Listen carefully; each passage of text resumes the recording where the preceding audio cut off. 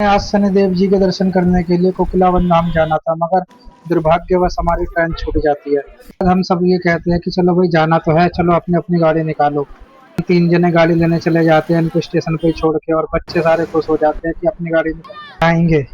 अगर आप भी शनिदेव को मानते हो और शनि कोकिलावन धाम जाना चाहते हो, हमारे साथ वीडियो के माध्यम से पूर्ण रूप से दर्शन कीजिए। वीडियो हमारी बड़ी है, हमने इसे दो पार्ट में बनाया है क्योंकि हमारी गाड़ी में फास्ट टैग नहीं था, आगे टोल था, तो इसलिए हमने फिर सोचा कि चलो सारे मिलकर यहाँ नाश्ता भी कर लेंगे। नाश्ता करने के बाद बच्चे तो फुल इंजॉय कर रहे थे, और मेरी गाड़ी में बैठ के कह रहे थे चलो तुम पीछे बैठो, गाड़ी मैं चलाऊंगी आज। उसके बाद हम सब बैठकर आगे की यात्रा के लिए निकल जाते हैं। आधा रास्ता तय हो चुका था, आधा बाकी था।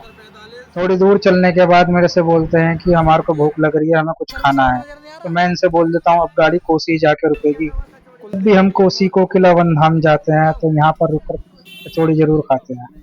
कचौड़ी वाला भाई कहता है कि भाई साहब इस बार बड़े दिनों बाद आए हो। तो हम उसे बोलते हैं कि भाई इस बार 1.5 साल हो गए हमारे को करीबन आए हो। आपने कभी कोसी मथुरा या आगरा आकर को कचौड़ी या बेड़ई नहीं खाई ना, तो आपने कुछ नहीं खाया। कचौड़ी खाने के बाद हम निकल चलते हैं आगे की यात्रा करने के लिए। यहाँ से केवल 8 किलोमीटर की यात्रा रह गई थी हमारी।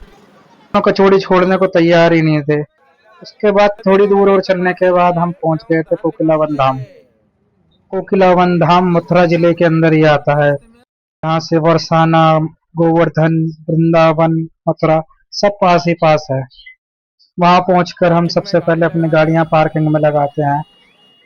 मैं इन सबों से बोलता हूँ भाई गाड़ी पार्क करते वक्त अपने जूते चप्पल कपड़े जो भी है कीमती चीज सब संभाल कर रखना, क्योंकि यहाँ पे बंदर बहुत है।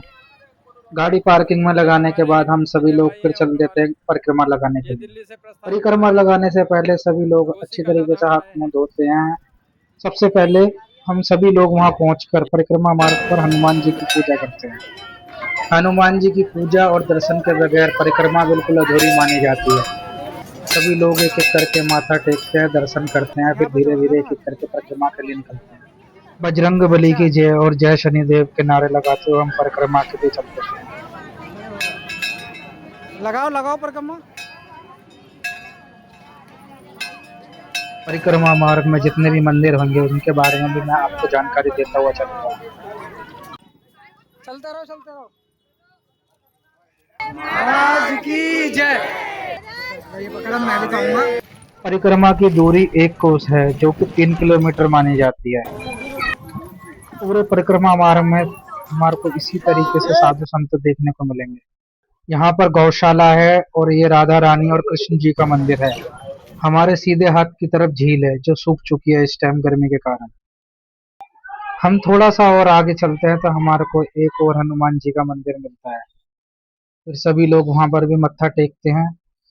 उसके बाद थोड़ा सा और आगे चलते हैं तो हमारे को फिर एक और पंचमुखी हनुमान जी देखने को मिलते हैं। यहाँ पर भी हम हाथ जोड़ते हैं और फिर आगे बढ़ते हैं।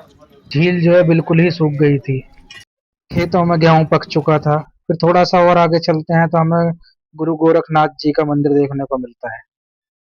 यहाँ के साधु आपसे भिक्षा के लिए कभी जिद नहीं करते। थोड़ी देर और चलने के बाद हमारे को खाटू श्याम जी का मंदिर देखने को मिलता है।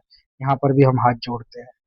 परिक्रमा मार्ग में ही है ये दिव्य कुआं, जो कभी भी कितनी भी गर्मी हो, सूखा पड़ा हो, मगर यहाँ पर कभी भी पानी की कमी नहीं होती।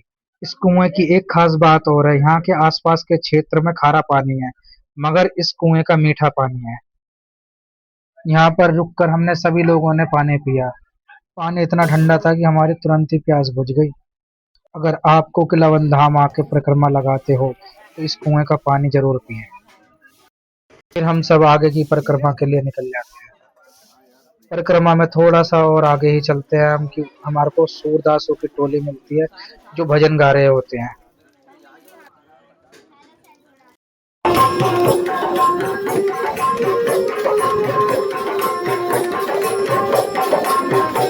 थोड़ा सा ही आगे हम चलते हैं, देखते हैं कुछ लोग दंडवत परिक्रमा भी लगाते हैं। शनिदेव की जयकारे लगाते हुए हम चल देते हैं और हमारी परिक्रमा भी आधी हो चुकी होती है, और ये लोग ऐसे थक कर बैठ जाते हैं जैसे पता नहीं कितनी दूर से चलते हुए आ रहे हैं। यहाँ पर फिर से हम हनुमान जी के दर्शन करते हैं और आगे की परिक्रमा के लिए निकल जाते हैं। परिक्रमा मार्ग में हमें गौशाला भी मिलती है। बोरी यहाँ पर हम गौ दर्शन करने के बाद उनके पैर भी छूते हैं, फिर आगे निकलते हैं। बोलो परिक्रमा मार्ग बनाने के लिए लाए गए पत्थरों से ही लोग अपने भाई लिए घर हवेली बना बना ले देते भाई। हैं, क्योंकि यहाँ की मान्यता है यहाँ घर बनाएगा उसका असल जिंदगी में भी घर बन जाएगा। जो सबसे ज्यादा हैरानी इस 6 मंजिल के मकान से होती है, गलती से कोई इससे टकरा गया तो उसके हाथ पैर सब मगर ये टूट है कि जाते किसी हैं। को ये नहीं पता। थोड़ा सा और चलने के बाद हमारी परिक्रमा पूरी हो चुकी होती है। मात्र परिक्रमा लगाने से ही आपके आधे कष्ट दूर हो जाते हैं। शनिदेव की चल रही 7:30 और ढैया का भी प्रभाव कम हो जाता है। हमारी अगली वीडियो में हम आपको दर्शन कराएंगे सूर्यकुंड, शिव परिवार, गिरिराज जी महाराज, नवग्रह, बाबा बनखंडी, शनिदेव और बांके बिहारी जी के। जय शनिदेव।